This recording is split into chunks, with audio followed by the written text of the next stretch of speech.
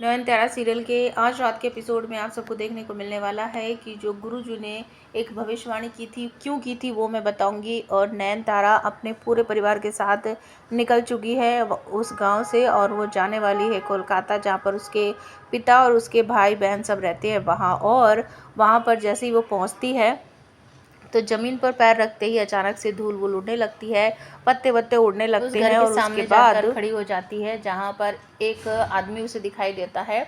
कम सी उम्र का लड़का रहता है। उसे देखकर जो नयनतारा है वो समझ जाती है कि ये वही इंसान है जिसकी पत्नी मुझे कुछ दिन पहले रात को अंधेरे में दिखाई दी थी और जिसने मुझे कहा था कि दीदी मैं अपने मन की बात अपने पति को बताने वाली थी, लेकिन उसी दिन मैं गिर गई, मेरा पैर फिसल गया तालाब पर और मैं मर गई और मैं अपने मन की बात नहीं बता पाई अपने पति को।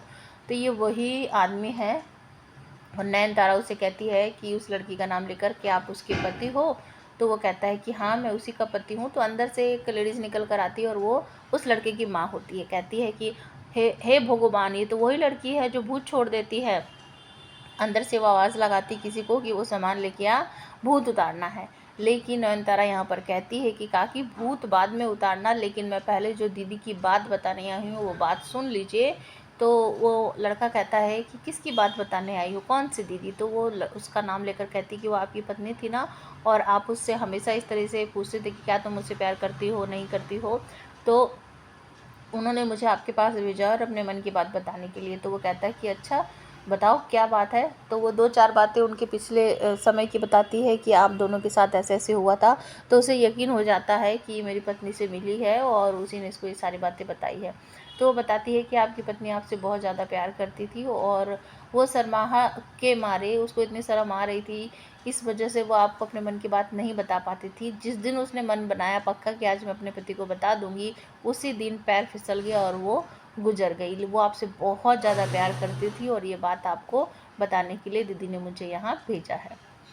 इसके बाद आपको देखने को मिलेगा कि जो गुरुजी हैं उन्होंने कुंडली देखी है सूरजों की, और सूरजों के लिए उनको पहले से ही पता है कि एक ऐसी लड़की है जिस पर ईश्वर का आशीर्वाद है और वही सूरजों की पत्नी बनने वाली है।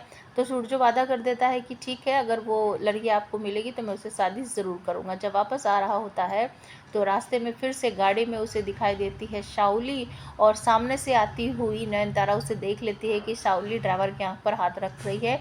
तुरंत अपनी गाड़ी से उतर के वो उस गाड़ी के सामने जाएगी, गाड़ी को रुकवाएगी और सूरजों के आँखों पर वो जो उसने फूल उठाया था